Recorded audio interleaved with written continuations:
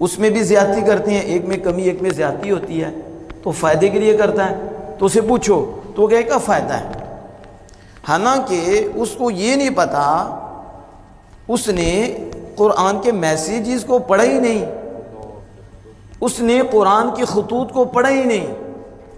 اس نے خالق کائنات جل وعلا کا بھیجا ہوا پیغام جو ہمارے لیے اس کو پڑھا ہی نہیں۔ اس نے زندگی پتہ نہیں کہاں گزار دی، اور اس کی سوچ یہ ہے کہ سود سے مال بڑھتا ہے، سود سے فائدہ ہوتا ہے،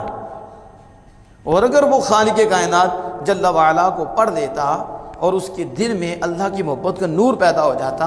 اس کے دل میں اللہ کے محبوب کریم صلی اللہ علیہ وسلم کا پیار پیدا ہوتا، وہ کبھی بھی یہ جملہ زبان پہ نہ لاتا کہ سود سے فائدہ ہوتا ہے، بلکہ وہ یہ کہتا کہ جس چیز کے کرنے پہ رب کا آرڈر ہے، رب کا حکم ہے، اس کے کرنے میں فائدہ ہوتا ہے، اور جس چیز کے نہ کرنے پہ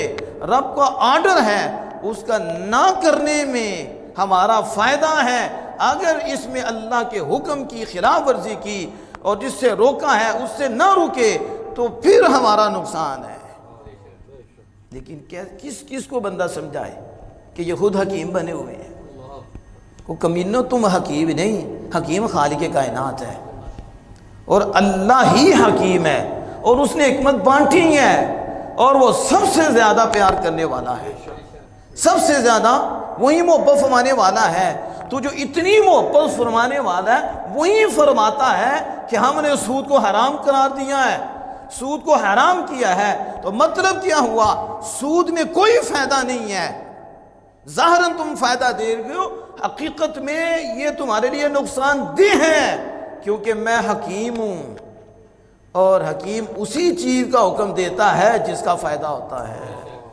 اور حکیم اسی چیز سے روکتا ہے جس کے کرنے سے نقصان ہوتا ہے، اور حکیم کوئی ایسا نہیں ہوتا کہ جو حکمت کے خلاف حکم کرے، اور خالق کائنات تو حکیم مطلق ہے،